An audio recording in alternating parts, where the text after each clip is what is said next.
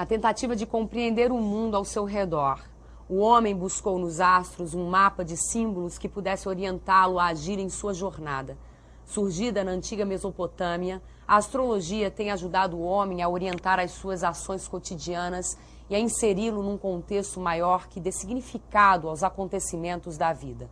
No Café Filosófico de hoje, o professor de Ética e Filosofia Renato Janine Ribeiro fala sobre o tema Agir com a Astrologia, dando continuidade ao módulo A Ação, o Medo, a Incerteza e a Dor, que tem a curadoria do próprio Janine Ribeiro. Fique agora com mais um Café Filosófico.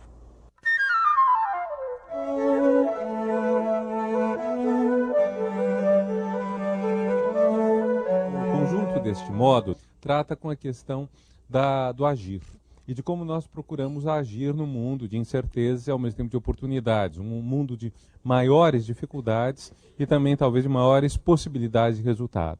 Ora, umas das trilhas que muitas pessoas procuram para conseguir caminhar no meio dessa confusão toda, são as trilhas, algumas dessas trilhas são aquelas que dizem respeito às artes divinatórias, as artes que têm a ver com o divino ou com a adivinhação. Os búzios são realmente um jogo de adivinhação. Nós temos outras formas também de consultar o sagrado, várias em torno de cartas, várias em torno de conchas, ou em torno de outros artefatos da vida cotidiana que em algumas sociedades foram segregados do secular, divinizados e passaram assim a ser, para colocar a coisa de uma forma muito prosaica, como pequenos terminais de acesso a um mega computador que daria conta do mundo todo, que seria Deus, seria o divino, seria a previsão do futuro, seria a ciência do passado, etc. A astrologia destoa um tanto deste quadro, porque embora ela pretenda também nos traçar um certo futuro, um certo caminho, dar uma linha certa, ela afirma não ter parte com o divino. A astrologia pretende ser uma ciência, tanto que é logia, do logos, saber, ciência. E tanto que quando na modernidade se rompeu com a astrologia, ou se parou de pensar nos astros como aqueles que nos dizem o futuro, nos dizem a verdade, para se pensar nos astros de uma maneira mecânica, de uma maneira laica, de uma maneira não mais com parte com adivinhações ou com alguma forma de sagrado, se criou uma nova palavra que é astronomia. Vocês notam que é uma das poucas ciências que tem a terminação nomia, ou de nomos, lei, e não logia, que é a ciência. Nós temos geologia, nós temos inúmeras ciências que de alguma forma estão ligadas ao logos, e a única ciência que está ligada ao nomos, a lei, a astronomia, justamente para se diferenciar da astrologia. Então a astrologia pretende ser uma ciência. Aí já está uma afirmação complicada, porque os astrólogos realmente afirmam que é uma ciência. Eu estudei esse assunto por um interesse intelectual ligado a Maquiavel, de quem já falei algumas vezes, que eu falarei muito rapidamente, desta vez para explicar onde isso tem a ver com a astrologia, mas de qualquer forma, quando eu fui estudar, me interessou muito a questão da história da astrologia, e isso é quase impossível de ser encontrado. Procurei textos, trabalhei na Biblioteca Britânica a respeito. 10 anos atrás havia cerca de 4 ou 5 livros ao todo que de alguma forma tinham algo a ver com a história da astrologia. Nos últimos anos cresceu esse número. Mas vocês imaginem o que significa 10 anos atrás nós dispormos no mundo todo de menos de meia dúzia de livros com história da astrologia. E por que a astrologia ficava na espécie de buraco negro, para fazer um mau trocadilho com os astros, do conhecimento científico? É porque uma parte dos interessados, uma parte substancial dos possíveis interessados diz: a astrologia é uma superstição, nós não vamos estudar a história disso, nós vamos desmontar essa superstição. Outra parte diz: a astrologia é a revelação da verdade. A revelação da verdade não nos interessa em que etapa se deu essa revelação da verdade, interessa que é a revelação, e ponto. Então os partidários da astrologia não se interessavam de forma alguma em fazer uma história dela, porque a história era a progressiva revelação da verdade. É como se fosse um novíssimo testamento em que você teria sucessivos profetas, mas você não questionaria nada. E outra parte dos críticos, ou detratores, se quiserem, dizia: para que fazer história do erro? Mais recentemente, é interessante que na história da ciência tenha havido um interesse cada vez maior em fazer história do erro. Eu vou dar um exemplo. O autor que eu mais estudei em filosofia foi Thomas Hobbes. Quando eu comecei a trabalhar Thomas Hobbes, não havia quase trabalho sobre ele, pelo menos não havia trabalhos bons. Depois houve um número de trabalhos melhores.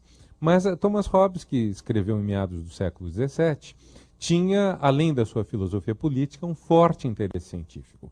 E uma das teses dele muito fortes é a da quadratura do círculo. Então as pessoas zombavam, como um círculo pode ser quadrado?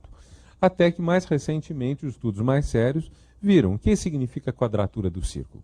Quadratura do círculo é a mesma questão da comensurabilidade do lado do quadrado pela sua diagonal. Em outras, vocês sabem que o quadrado e a diagonal do quadrado, o lado do quadrado e a diagonal do quadrado são incomensuráveis. Isto é, se um deles for um número racional, tipo 1, o outro é um número que você vai contando e nunca chega ao fim. Vai dividir e nunca chega ao fim. No fundo, é a mesma questão do π. Π é um número irracional. É um número, você divide 3,14, 15 e nunca vai chegar ao fim. Então, a questão de Hobbes é comensurável.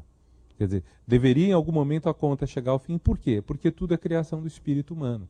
Porque tudo sendo criação do espírito humano, ele não pode ser contraditório dentro de si. É um pouco mais complicado do que isso, mas durante muito tempo os comentadores de Hobbes zombavam disso, diziam, vejam que físico mais maluco, que físico mais imprestável, que acreditava nessas bobagens, tipo que π é um número racional. Nós notamos que tem um sentido nisso, há uma discussão séria. Então, da mesma forma, por isso mesmo é importante a gente fazer uma história do erro. É uma história de ver aquilo que falhou na ciência, aqueles projetos sociais, políticos, culturais que deram errado. Isso às vezes é mais divertido e mais interessante do que ver o que deu certo. Porque a gente vê a história dos possíveis que não ocorreram. E que às vezes são retomados 100, 200, 2 anos depois, sei lá. Mas às vezes são retomados. Bom, no tocante à astrologia, então, havia um vazio muito grande de história da astrologia que só recentemente tem sido coberto. E com isso nós podemos fazer algumas referências, vou fazer algumas alusões a isso. A astrologia, vocês sabem, vem desde os antigos, desde os povos da Mesopotâmia. Há várias astrologias, aliás, há uma tradição na qual o Ocidente vai se inspirar, que vem da Mesopotâmia, ou seja, daqueles que, na história tradicional da humanidade, são o começo da história, mas há a astrologia tibetana, há astrologias orientais que são pouco comunicantes com essas, há várias astrologias, então. Mas, de modo geral, podemos dizer, há uma astrologia, entre aspas, ocidental, que vem do Oriente Médio, que se estende por muito tempo e que vai se enriquecendo gradativamente com novos aportes. Então, vamos tentar pontuar alguns desses aportes, algumas dessas questões. A medicina grega se baseia em pares de opostos.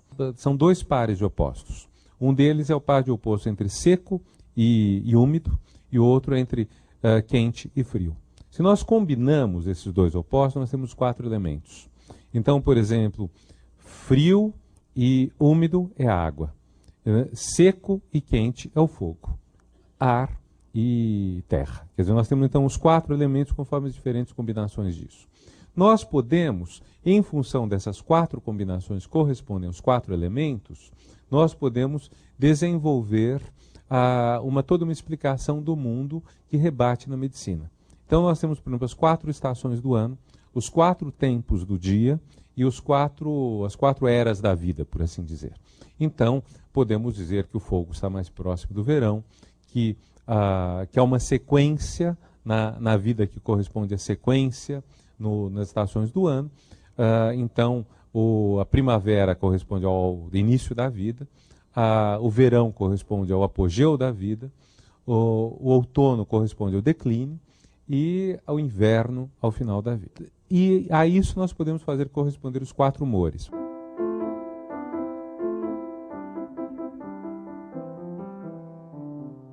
Vou falar um pouquinho mais só da melancolia.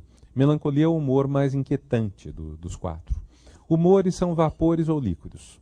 Então, sangue é um humor, que nós sabemos, conhecemos, mas há humores intangíveis, que nós não conhecemos, que os gregos predicavam existir, mas por uma melancolia você não isola, não pega em tubo de ensaio, não é como o sangue, que é mais propriamente visível, tangível, etc. Mas a melancolia, o ponto que é interessante é que ela não é o 4º momento da vida, é o 3º. Quer dizer, a melancolia aflige os seres humanos não no final da vida, mas no momento em que a pessoa passa do meio-dia ao entardecer. A estação do ano mais triste é o outono. O momento da vida, do dia mais entristecedor é o entardecer, porque é o momento em que a morte se assinala. Agora, no momento que já estamos no frio, no inverno, na noite ou na velhice, estamos conformados, resignados a isso, aceitamos isto. O momento que nos debatemos, que é um momento realmente de muita tristeza, é esse terceiro momento. Tudo isso é feito corresponder a astros. Quer dizer, é um engate, então, dessa medicina com os astros. E esta medicina, vocês veem pelos pares com que ela lida, ela permite um sem número de receitas médicas. Imaginemos um melancólico. O melancólico é aquele que está ligado à terra. Ele está estreitamente ligado à terra. Então nós podemos imaginar algumas receitas simples para lidar com a melancolia. Pelo simples, vamos dizer, não estou entrando em nenhuma profundeza, mas quer dizer, como se equilibra o frio e seco? Com o quente e úmido. Então, do que precisa o melancólico? Chá, sopa. O que devemos evitar para o melancólico? O outono, o entardecer. O que deve fazer o melancólico no entardecer? Deve de alguma forma se desligar disso. Num período em que você não tem luz elétrica, portanto o entardecer não é passível de ser escondido, como hoje é. Hoje para nós o entardecer não é mais melancólico. Mas no momento em que não havia o socorro da luz elétrica, você podia, por exemplo, adormecer, dormir um pouco antes do entardecer e acordar já na noite. São formas de lidar com isso que tem a ver com esses pares de opostos, com esse sistema. Onde entra a astrologia, o astro nisso? Você faz corresponder cada humor a um astro. Não sou astrólogo, não vou lembrar cada astro, não interessa isso aqui. Mas o que interessa é essa vinculação que faz uma representação completa da vida. De todos os fatores da vida podem ser entendidos quer pelo viés dos astros, quer pelo viés da medicina hipocrática. Essa medicina vai ter a sua importância durante muito tempo. Ela vai ainda estar presente no começo da modernidade. E o que nós vamos ter no final da Idade Média é uma ampla discussão, que é o ponto que nos interessa salientar, sobre o papel da astrologia nisso tudo. Esse papel da astrologia aparece, por exemplo, numa passagem, numa expressão célebre que circula por volta de 1500 e que Maquiavel cita. O homem prudente dominará as estrelas. Essa expressão mais ou menos sintetiza a nossa questão. O que é o homem prudente? O homem prudente não é o cauteloso. Nós temos tendência a pensar que a prudência consiste em cautela, que prudência é ir com vagar as coisas. Prudência é muito mais do que isso. Prudência é ser capaz de utilizar a sabedoria adquirida, em grande parte, ao longo da vida, para escolher a ação mais adequada para um determinado contexto, para uma determinada circunstância. Então a prudência dita, às vezes, que eu seja cauteloso, e outras vezes ela determina que eu seja audacioso, agressivo, violento. A prudência pode me dizer que poupe o inimigo e pode me dizer que o mate de maneira expedita e até mesmo cruel. Então, a prudência não está ligada com comedimento, com um acanhamento, com uma timidez. A prudência é uma espécie de meta-virtude, podemos dizer assim, que faz que dela possamos inferir vários tipos de conduta, até mesmo contraditórios, mas sabendo localizar cada um no seu momento oportuno. E essa ideia de prudência nessa frase, o homem prudente dominará as estrelas. Então, isso quer dizer, aquela pessoa que seja capaz de escolher em cada situação a ação mais adequada às circunstâncias, a maneira mais apta a enfrentar e superar os obstáculos, será a pessoa prudente. O homem, vamos pegar o homem. Homem em latim é vir. Vir, de onde vem o nosso varão, o nosso adjetivo viril. Ora, para Maquiavel, talvez a coisa mais importante que ele procura fazer vir à tona no governante, e que é o objeto principal do seu livro mais famoso, O Príncipe, é a virtu. Virtu, que numa tradução literal é virtude, é a qualidade do vir, a qualidade do varão. Então, o homem prudente é aquele que tem virtu. Ora, o que é virtu para Maquiavel? Não é virtude no sentido moral, no sentido da pessoa que se dedica à religião, à piedade, à bondade. Virtu é a capacidade de agir com a máxima destreza, com a máxima rapidez, de modo a superar todos os obstáculos. Os obstáculos, em larga medida, não são legados pela Fortuna. Fortuna é uma deusa antiga, uma deusa romana, a deusa que, por um lado, prodiga todas as vantagens da vida. Ela é simbolizada com um chifre do qual saem flores, frutos e joias, a cornucópia. Em francês, em outras línguas, é o chifre da abundância. Então, a fortuna, para os antigos, é essa deusa benfazeja. Para os modernos, ela se torna o fator que tanto gera todo esse aspecto bom, de fazer o bem, de bem-fazejo, quanto todo o aspecto ruim, do infortúnio. A fortuna, então, reúne em si tanto sua forma positiva, fortuna, quanto sua forma negativa, o infortúnio. O que é virtude é a capacidade de enfrentar e vencer a fortuna. Agora, nós nunca vencemos totalmente. Numa passagem célebre, Maquiavel diz, dominamos, digamos que metade das coisas que nos ocorrem na vida são ditadas pela fortuna e metade pela virtude. Não ignoro que muitos têm tido e têm a opinião de que as coisas do mundo sejam governadas pela fortuna e por Deus. De forma que os homens, com sua prudência, não podem modificar nem evitar de forma alguma. Por isso, poder-se-ia pensar não convir insistir muito nas coisas, mas deixar-se governar pela sorte. Contudo, para que o nosso livre-arbítrio não seja extinto, julgo poder ser verdade que a sorte seja o árbitro da metade das nossas ações, mas que ainda nos deixe governar a outra metade, ou quase. Para Maquiavel, o homem pode, em parte, driblar as adversidades da vida sendo prudente, independente de saber de antemão, através dos astros, o que lhe reserva a fortuna. Dominar as estrelas não é mais usá-las para prever o futuro, e sim colocar-se na medida do possível acima delas. Para o autor de O Príncipe, dominar as estrelas é, na verdade, dominar o contexto.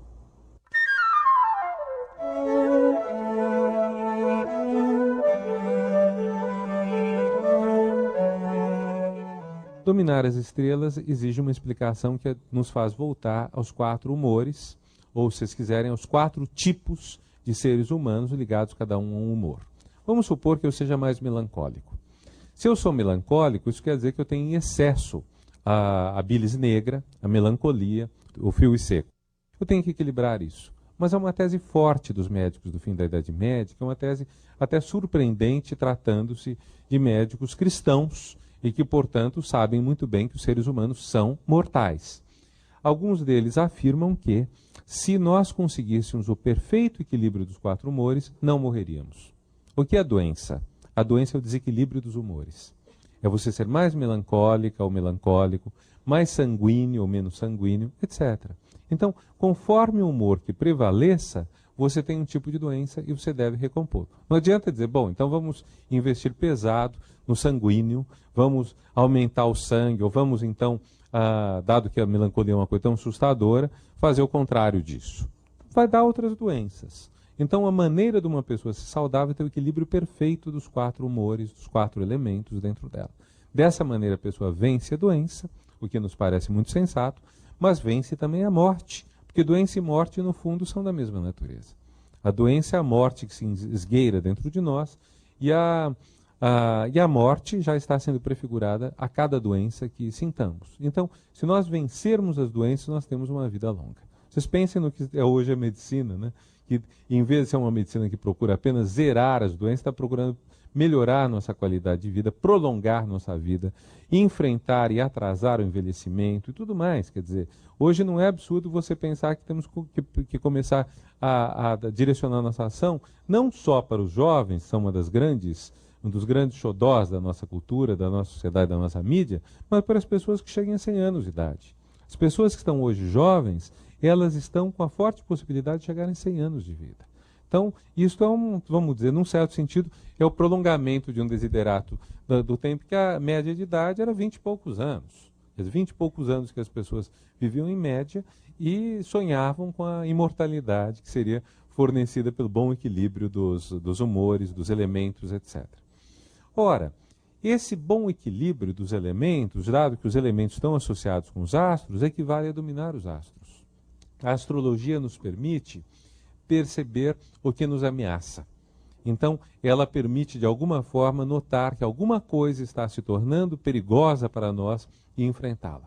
A astrologia medieval, eu até me atreveria a dizer mais, a astrologia pré-século XX está muito ligada à previsão do que é fausto ou nefasto na nossa vida. Aquilo que é positivo nos augura sucesso e aquilo que é negativo nos faz prever a desgraça.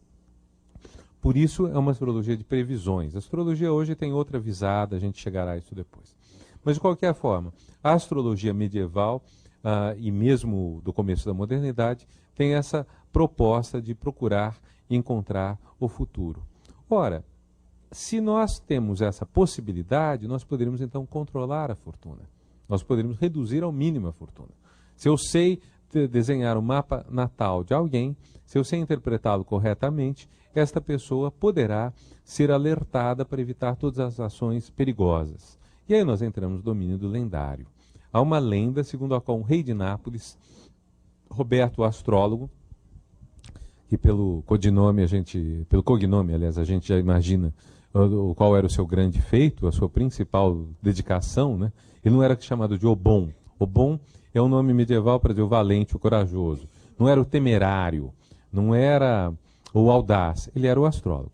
O rei astrólogo, então, manda uma carta por volta de 1340 e pouco a seu primo, o rei da França, e diz a este que evite, a todo custo, entrar em qualquer conflito com o rei da Inglaterra, Eduardo III, que está invadindo a França com vista a conquistá-la e começando a guerra que depois vai durar ao todo uns 100 anos. E o rei de Nápoles diz, não jamais entre em combate com o nosso primo da Inglaterra, porque ele nasceu sob auspícios tão favoráveis que todos os empreendimentos em que ele se meter lhe sorrirão. Ou seja, ele não perderá em nada. Então sugere ele ao primo da França que negocie, negaceie, faça todo o possível, mas não entre em batalha. Como todos os bons conselhos, é óbvio que esse não é seguido, por isso que provavelmente o conselho é uma lenda, deve ter sido dado depois, e o rei é esmagado na Batalha de Crécy, a primeira batalha importante da história ocidental na qual se usaram canhões, salvo erro meu, e de qualquer forma os ingleses vencem. Mas isso nos deixa uma interessante questão. Quer dizer, se nós temos astrólogos capazes, esses astrólogos podem prever o futuro e, portanto, reduzir ao mínimo os riscos do infortúnio. Porque ninguém está preocupado com a fortuna em sentido exato, ou seja, com a cornucópia, com toda a abundância. O que nos preocupa é o reverso, é o infortúnio, é a má fortuna, é a má sorte, é o estrago. Então, se nós formos capazes de prever quando isso vai se dar, nós teremos todas as condições, talvez, de evitar isso. Então, daí a importância da astrologia, daí, evidentemente, para o leigo, a indiferença entre a astrologia e qualquer outra forma de adivinhação. Para mim, como usuário, como consulente, no limite, tanto faz astrologia, tarô ou outra adivinhação, porque em todas o que eu estou procurando é o sucesso, é a saída, é o resultado, é o que vai acontecer depois. Mas, de qualquer forma, para o astrólogo, isso decorre de uma leitura de mapas de astros e de uma série de explicações que aí tecem. Mas o que me interessa, por enquanto, não é tanto esse aspecto, é sobretudo a questão de como vai se dar a vitória sobre os condicionantes, a vitória sobre o indeterminado, a vitória sobre o imprevisível. E isto vai ocorrer se nós formos capazes de dominar o bom conhecimento das estrelas. O que Maquiavel está sugerindo é uma via diferente para isso. Não é mais a via do astrólogo, não é mais contrate um astrólogo e seja feliz.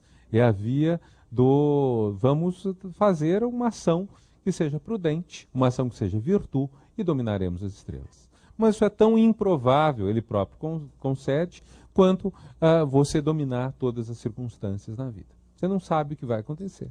Então você também não consegue nunca ser tão prudente. Uma das formas mais interessantes de ler O Príncipe é vendo esse constante baile, que é no livro, esse constante movimento pendular entre vamos controlar todas as circunstâncias e não conseguimos. Por mais que tentemos, não conseguimos. O grande exemplo é César Borgia. Faz tudo para controlar o momento fatal para ele, que é quando seu pai, o Papa Alexandre VI, morrer. Ele sabe que nesse momento ele perde o poder. Ele faz tudo para controlar isso. Só não conseguiu prever, diz Maquiavel, que ele próprio estivesse às portas da morte quando seu pai morresse. Então, em função disso, deu tudo errado, mas ele fez tudo o que podia. E aí para Maquiavel e disse, porém, talvez não tenha feito tudo o que podia. Não sendo capaz de escolher o sucessor do seu pai, ele podia pelo menos impedir que fosse escolhido quem ele não queria. E isso ele não fez. E deixou que subisse ao trono papal um desafeto seu. Então, quer dizer, mesmo nesse momento em que ele diz é possível fazer tudo pela virtude e ainda assim sucumbir à fortuna, ele diz, não, mas ele faltou um pouco mais, ele podia ter feito mais. E fica então sempre em aberto, se a gente pode chegar a 100% de controle das coisas, das nossas ações e de seus resultados pela virtude ou não. E essa questão é análoga à da astrologia, embora a via que Maquiavel pretende trilhar seja diferente. A via de Maquiavel é uma via leiga, de alguém que não acredita que seja possível medir pelas estrelas o nosso futuro. A via dos astrólogos é a via daqueles que, olhando os astros, acreditam ser capazes de prever isto. Mas, voltando um pouco ao nosso itinerário, e uma vez colocada essa questão, vamos dizer, esse grande anseio, essa grande meta da astrologia, convém lembrar que nesse período ainda a astrologia é uma ciência. Não há diferença entre você conhecer as estrelas e ver o impacto delas sobre o ser humano. Kepler, por exemplo, o grande astrônomo Kepler, 100 e tantos anos depois de Maquiavel, quase 200, Kepler é ao mesmo tempo astrônomo e astrólogo. Então, nós temos as duas coisas próximas. Mas, de qualquer forma, no século XVII, isto já está se separando. Já há uma ideia de que sejam coisas diferentes a astronomia e a astrologia. Há um certo abandono pelos reis, bem gradativo, mas há da profissão de astrólogo nas suas cortes. E vamos caminhando para um mundo em que a ciência vai ser muito mais leiga, muito mais reconhecedora de seus próprios limites. Não esqueçamos que a ciência moderna, se por um lado ela tem uma grande ambição de conhecer a verdade, por outro lado ela tem uma enorme, uma fantástica capacidade de reconhecer suas limitações, uma humildade até. Então, em larga medida, o embate das ciências com a astrologia é o embate da humildade versus, do ponto de vista das ciências, a arrogância da astrologia. Então, mas de qualquer forma, se nós pegamos um pouco esse mapa, nós notamos que a astrologia, em larga medida, é um blend, é um mix de uma ciência do movimento dos astros, num esquema ptolomaico, com o conhecimento da mitologia, no nosso caso, greco-romana. Eu me explico. Por um lado, nós temos o movimento dos astros, mas segundo uma concepção geocêntrica, não heliocêntrica. A astrologia nossa, a astrologia ocidental, foi feita num tempo em que se acreditava que os astros, inclusive o Sol, girassem em torno da Terra. Se assim são as coisas, isso implica um grande resultado, ou seja, que haja movimentos retrógrados dos astros. Em certo momento, alguns astros, como por exemplo Saturno, retrocedam. Esta é uma ilusão de ótica nossa, porque nós estamos vendo as coisas não do centro, que é o Sol, mas da Terra. Se nós pegamos esse lugar nosso excêntrico, que é a Terra, e olhamos o movimento dos astros, há certos momentos em que alguns astros mais lentos parecem recuar em vez de avançar. Então isso é uma ilusão de ótica, é um engano. Mas enquanto prevaleceu a ilusão geocêntrica, foi assim que se leram. E aos movimentos retrógrados dos astros se atribuíram propriedades, o mais das vezes, nefastas. Então, isso implica toda uma leitura astrológica que é totalmente diferente da astronomia, que é um dos pontos principais que fazem a astrologia ser criticada pelos cientistas. Quer dizer, ela se baseia numa astronomia errada, numa astronomia antiga. A essa astronomia antiga, geocêntrica, se associa algo que é muito interessante, que são os nomes dados aos planetas, que são, na nossa cultura, nomes de deuses greco-romanos. Podemos, enfim, ter nossas preferências, mas são esses nomes. Então, a esses planetas são dados atributos daqueles deuses. Ou seja, Marte é um deus guerreiro. Saturno é um deus que devora a própria prole, é um deus melancólico. Júpiter é um deus em pleno vigor, é o rei dos deuses, e por aí vai. Então, nós temos toda uma projeção de significados riquíssimos da mitologia greco-romana nos astros esses, repito, que têm uma movimentação pelo menos curiosa, né? Quer dizer, às vezes eles andam para trás e isso pode ter significações. De modo geral, a interpretação astrológica decorre disso. Nós fazemos desenhos, verificamos se há oposições entre astros, e que, portanto, indicam, como o próprio nome diz, uma oposição, se há uma distância de 180 graus, variando geralmente 5 graus para cima ou para baixo, uma margem de erro, então, de 5 graus para cima e para baixo, temos uma oposição, que é um aspecto negativo, e vemos qual a significação mitológica dos nomes dos astros, e sabemos que, então, Marte terá masculinidade viril e guerreira, Júpiter terá o poder supremo, e por aí vai. Então, não estou desdizendo a importância da astrologia, mas estou procurando mostrar a simplicidade básica da qual ela extrai toda uma riqueza extraordinária, como qualquer pessoa que já passou por uma interpretação de mapa astral sabe. Quer dizer, o que se tira disso é realmente surpreendente e, pelo menos, é muito bonito, sem entrarmos na questão da sua veracidade ou não, porque aí é querer demais. Já é bonito, acho que às vezes já basta isso, né? A astrologia mudou no século XX. Para muitos, através da influência de Carl Gustav Jung, a astrologia deixa de ser uma disciplina de previsões e passa a se concentrar na atribuição de sentido às ações humanas. É sobre isso que Renato Giannini Ribeiro fala agora.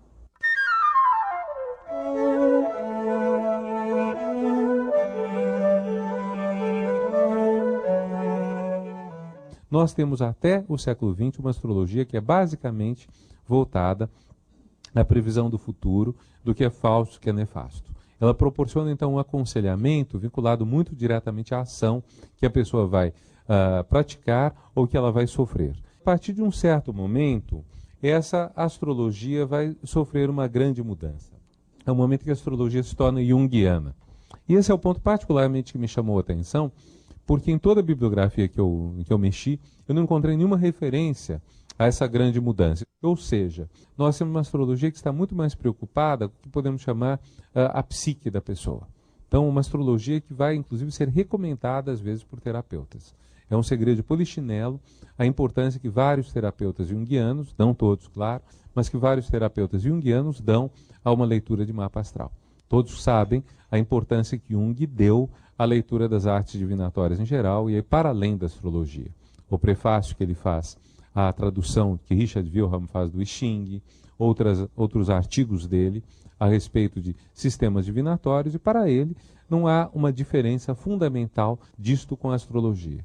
Mas a astrologia talvez seja aí é complicado, ciência, a arte, porque não é arte e os cientistas dirão, não é arte divinatória, porque não pratica adivinhação, mas os cientistas dirão, obviamente, que não é ciência. Mas, de qualquer forma, a disciplina, vamos usar um termo neutro, um termo que não exija de nós uma tomada de partido, uma disciplina que vai procurar colocar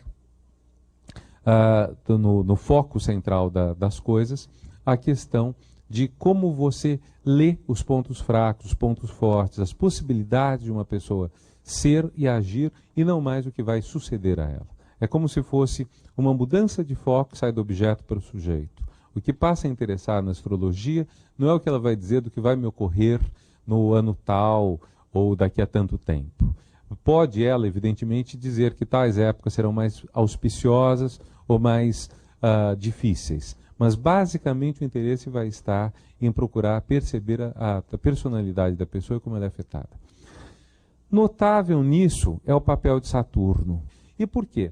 Porque toda a questão passa a ser de qual o desafio que o astro lhe traz, ou que o astro sinaliza em você. Não existe uma ideia nisso de causalidade.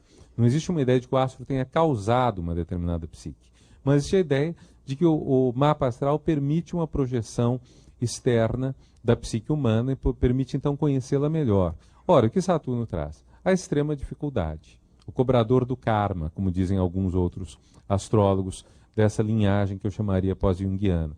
E a ideia deles é que desta maneira seria possível você perceber qual o desafio, qual a coisa que é difícil para você, mas que conquistando você conquista sobre bases sólidas, pois Saturno, sendo o astro que rege o astro da melancolia, é também o astro da terra, do chão, da solidez. Então, seria possível isso.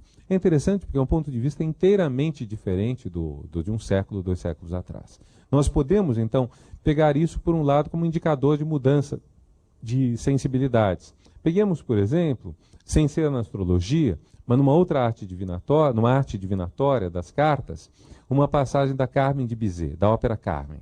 O momento que Carmen e as outras ciganas estão tirando as cartas. Creio que aqueles que conhecem Carmen lembram este momento. E ela tira a carta e sucessivas vezes aparece a mesma carta. É assim como eu não lembro de forma alguma qual astro corresponde ao que quer que seja. Os nomes das casas eu também não lembro. Eu tenho a impressão que é 2 de espadas, mas pode ser outra.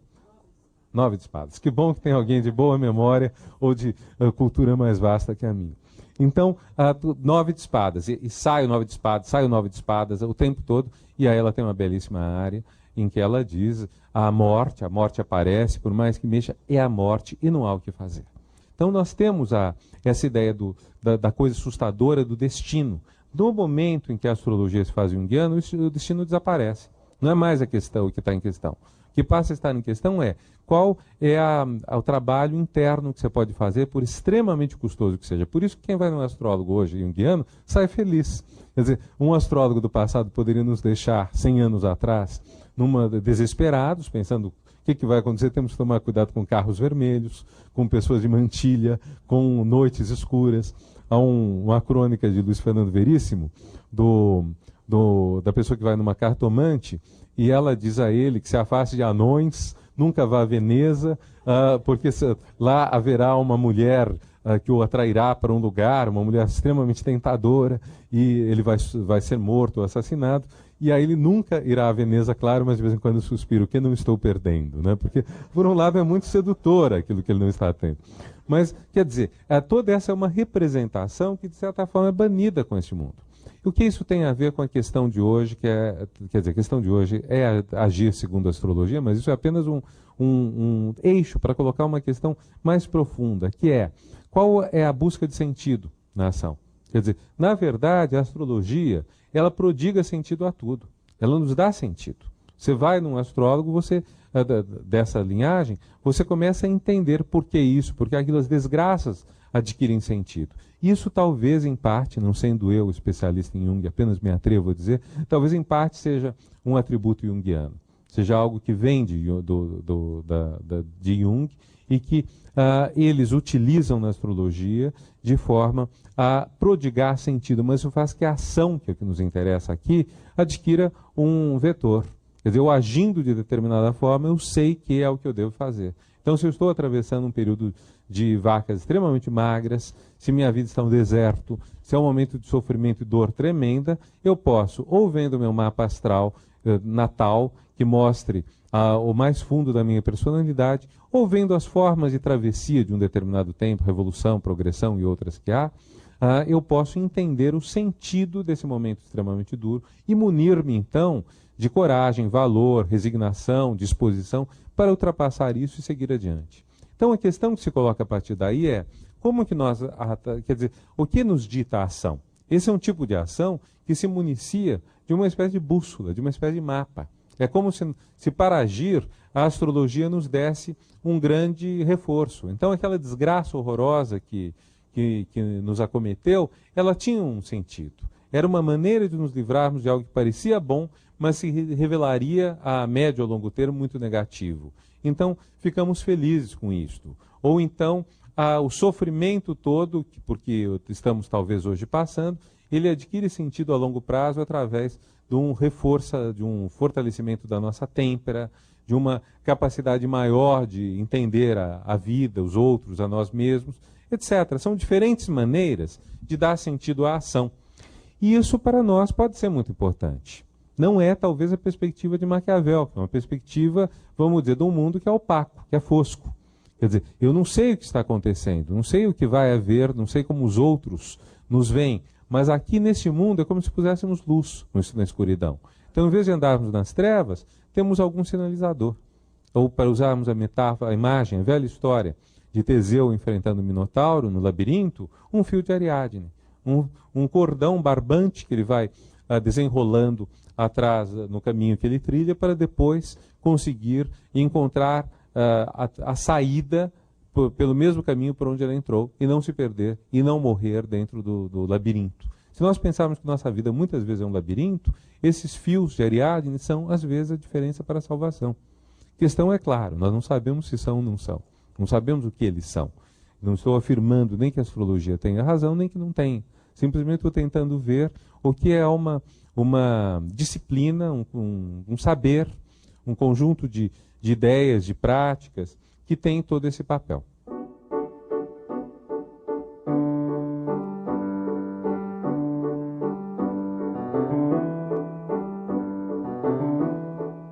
Depois de mostrar a evolução da astrologia, que deixou de ser uma arte divinatória para se tornar uma disciplina psicológica, Renato Giannini Ribeiro conversa agora com a plateia. Sobre o Édipo, né, que o problema do Édipo em certo sentido, é representativo da questão do autoconhecimento do homem ocidental. E o problema dele começa mais fundamentalmente com o seu nascimento, na qual a arte divinatória entra bem aí, né? Dando uma certa previsão do que iria acontecer, né? E o Édipo, ele já recebe isso como uma herança, ele não tem liberdade de ação para alterar essa previsão. Ele tem que, de certa forma, tentar fugir dela, né? E ela fica sempre como uma espada de Damócles pendurada sobre a cabeça dele, né? Então, eu gostaria que o senhor pudesse falar um pouco sobre isso. Édipo talvez um caso muito interessante. Eu estava pensando nele quando falei, embora não citasse, de modo que encontramos, de alguma forma, alguma sincronicidade junguiana, eu e Tristan, mas eu estava pensando em Édipo pelo paralelo, na famosa questão que é feita a ele pela esfinge, entre os tempos da vida e os tempos do dia. Quem é o animal que de manhã anda de 4, ao meio-dia é bípede e ao anoitecer anda em 3 pernas? É o ser humano nas 3 fases da vida. Criança, engatinhando, adulto e velho apoiado numa bengala. Ou seja, nós temos um paralelo exato entre os tempos do dia e os tempos da vida. Agora, vejam, a questão de Édipo é uma questão muito interessante, sobretudo se a gente sai da perspectiva freudiana, que faz uma redução do Édipo, o que pode ser o mito edipiano em nossos tempos, o que pode ser o complexo edipiano numa sociedade, enfim, século XIX, XX, quem sabe XXI. A questão de Édipo é basicamente a questão do conhecimento. Ou seja, Édipo é aquele que consegue salvar-se salvar a cidade de Tebas da destruição, porque ele responde a uma pergunta sobre o que é o homem. Na verdade, essa pergunta é: quem é o animal papapá? Pergunta: quem é o homem? E ele sabe quem é o homem e responde. Com essa resposta, ele salva a cidade da destruição que está sendo efetuada pela esfinge, ou seja, pelo ser dos enigmas. Mas, ao mesmo tempo, ele invoca sobre a cidade, a longo prazo, a peste que vai castigar o crime terrível que ele traz dentro de si, o fato de ter ele matado o homem. E um comentador particularmente arguto de Édipo, Jonathan Lear, observa que Édipo, justamente ele, não é humano. Édipo não é humano, porque ele em criança teve os pés furados. Édipo é dos pés furados. E teve os pés transpassados por um ferro que os ligou um ao outro. Então Édipo, em nenhum momento da sua vida, corresponde a isso. E no fim da vida, ele vai andar de 4, porque ele vai andar, tendo-se cegado, apoiado na sua filha. Então serão 4 as pernas que o susterão. Então, nesse sentido, Édipo não é humano, mas justamente na sua ambição de conhecer. E o que acaba acontecendo com Édipo, pela sua híbris, pela sua desmedida, pela sua vontade de dominar todas as circunstâncias, é a desgraça. Isso se vê já no começo do Édipo Rei, do Édipo da peça de Sófocles, quando ele fica sabendo qual o problema e ele prontamente quer resolver. É um homem assim como nós gostaríamos de ter como governante. Alguém que chega, fala: deixem comigo, eu resolvo. Quer dizer, qual a questão? Vamos fazer um planejamento estratégico e rapidamente vamos resolver esse problema. Ele comanda um inquérito. E nesse inquérito, a cada instante, chega alguém e diz: vamos parar, olha, rei, deixa para lá. Vamos deixar as coisas como estão, o povo vai morrendo, mas é melhor isso daí do que mexer. Um por um, Tireses, o adivinho, o pastor que muito tempo atrás foi quem foi incumbido de matar o pequeno Édipo, que o reconhece, percebe o horror da história de ter Édipo matado o próprio pai e desposado a própria mãe, todos tentam abafar a história. E Édipo quer conhecer tudo para resolver, conhecer para agir, dominar todas as circunstâncias, dominar todo o desconhecido, dominar as estrelas. Ele quer conhecer tudo, colocar luz sobre tudo. É um herói iluminista perdido na Grécia. E isso é uma coisa intolerável numa sociedade que entende que tem uma outra visão do conhecimento, que lhe dá um valor extraordinário, mas que não pensa no conhecimento, mas que pensa sempre a dimensão humana como algo que não pode se desequilibrar. Que tem sempre a noção aguda de que o excesso é maléfico, mesmo o excesso na prática, digamos, do bem, do conhecimento, do que seja positivo. E daí a sua desgraça. O interessante, para encerrar esta parte, é que uma das ideias sobre o príncipe de Maquiavel é que o príncipe de Maquiavel é a realização do Édipo. Quer dizer, o príncipe Maquiavel quem é? Aquele que tenta vencer todo o desconhecido, todas as circunstâncias, todos os obstáculos. Só que na modernidade Édipo se torna possível. Édipo se torna realizável. O nosso sonho de poder, de governante, é ser Édipo. Não, vamos dizer, com todos os elementos freudianos, quem sabe, mas com o êxito desse herói do conhecer para agir. Estava falando sobre a evolução do pensamento astrológico desde a antiguidade até hoje em dia, uma mudança grande, e eu estava pensando em algumas coisas que eu conhecia, se não tem alguma coisa a ver também com uma necessidade do ser humano mais moderno tentar se sentir integrado em tudo. A astrologia não seria uma maneira de ele se sentir parte de um todo muito maior? Esse é um anseio extremamente forte, que acho que perpassou a maior parte talvez das épocas da humanidade. Eu acho que com muito pouco sucesso, porque se nós, mesmo em termos medievais, como eu estava comentando, apesar da gente ter uma representação da Idade Média, uma época intensamente cristã, em que todo mundo é cristão, em que tudo se pauta pelo cristianismo, quando a gente vai mais de perto, a gente vê que a ideologia da nobreza, que é uma coisa pouco cristã, a gente vê que a astrologia. Ou peguem os filmes de Pasolini sobre os Mil e Uma Noites, que se passa no mundo islâmico, o Decameron, que passa na Itália cristã, né? E os Contos de Canterbury, que se passa na Inglaterra também cristã. Há uma passagem, acho que talvez do Decameron, em que um homem é queimado vivo por ter sido surpreendido em relação sexual com outro homem, e durante a queima, um dos espectadores está vendo, enfim, está assistindo a isso, que era a mídia da época, né? Então está assistindo a isso e passa a mão no corpo de outro, já convidando para um ato também passível da mesma pena, mas como geralmente quem é punido é muito pouco do volume de pessoas que cometem os chamados delitos, é algo que passa, ou seja, nós não temos essa sociedade que repudia a esse ponto o homossexualismo ou tal qual conduta. Nós temos uma sociedade muito diversificada e o nosso tempo mais ainda. Nós não vamos conseguir chegar a uma ciência que junte todas, concilie todas. Então a busca de fios condutores, de elos, de explicações cabais e globais para o mundo faz parte disso, né?